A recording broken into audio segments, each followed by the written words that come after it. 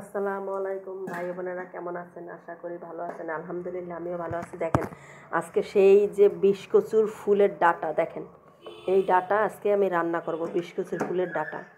তা আপনারা সেদ্ধ করবেন। দেখেন আমি সেদ্ধ করছি, দেখেন ধোঁয়া বাইরে হইতেছে, তখন সেদ্ধ করছি সেটা দেখাইতে পারি নাই, আমার ফোন অফ ছিল। দেখেন কীভাবে সেদ্ধ করছি, আমি রান্না করতেছি সেটা দেখাবো। চিংড়ি মাছ দিয়ে রান্না করব। এখানে আমি এখন পেঁয়াজ দিয়ে দেবো। বিসমিল্লাহির রহমানির রহিম। আপনারা এইভাবে রান্না করবেন কচুর ফুল, মানে বিশকচুর ডাটা। ফুলটা ফালাই দেবেন, ডাটাটা রান্না করতে হবে। দেখতে থাকেন। এখন রসুন দিয়ে দেবো ব্লেন্ডার করা। দেখেন রসুন ব্লেন্ডার করা দিয়ে দিলাম।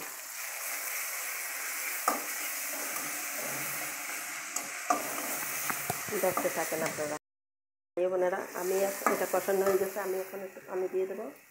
বিসমিল্লাহির রহমানির রহিম। এখন দেখেন আমি এই যে এখানে হলুদের গুঁড়ি, মরিচের গুঁড়ি, ধনিয়ার গুঁড়ি, লবণ আপনার পরিমাণ মতো দেবেন, যতটুকু লাগে আপনার জিনিসটা যতটুকু ততটুকু দেবেন, বুঝে শুনে। আর আমি এখানে দেখেন চিংড়ি মাছ দিয়ে দিলাম। এই দেখছেন চিংড়ি মাছ দিয়ে দিলাম। দেখতে থাকেন। দেখেন ভাই বোনের আমার কষানো হয়ে গেছে। আর আপনারা সবসময় বিশকচুর ফুল কিন্না বাজারে দেখবেন, কিন্না খাওয়া যায়। দেখেন আমি এই জলটা গরম হইলে আমি এই বিশকচুর ফুলটা দিয়ে দেবো, বুঝছেন? জলটা গরম হইলে, তাছাড়া আপনারা দেবেন না। যখন এটা বলক আসবে তার সেই সময় দেবেন, তার আগে দেবেন না। দেখেন আমি এই সেদ্ধ করে রাখছি, কি সুন্দর একদম শাপলার মতো, কিন্তু খাইতে এত মজা, শাপলার চাইতে মজা বেশি এটা। আপনারা এইভাবে রান্না করে খাইবেন। চিংড়ি মাছ দিয়ে, ইলিশ মাছ দিয়ে রান্না করা যায়, যে কোনো মাছ দিয়ে, কিন্তু চিংড়ি মাছটা দিয়ে বেশি মজা হয়। খাই দেখেন, একটু নারকেল দেবেন, খুব ভালো লাগে। আমি একটু নারকেলও দেবো, সেটাও দেখাবো আপনাদের। দেখতে থাকেন। এখানে এটা বলক আসছে, আমি এখন এটা এই যে কচুর এই ডাটা দিয়ে দেবো, ফুলের ডাটা আর কি। এটা কচুর ডাটা না, এটা হচ্ছে শুধু ফুলের ডাটা। আপনারা বাজারে পাইবেন বা নিজের আশেপাশে কোথাও যদি পান সেটাও তুললে খাইতে পারবেন।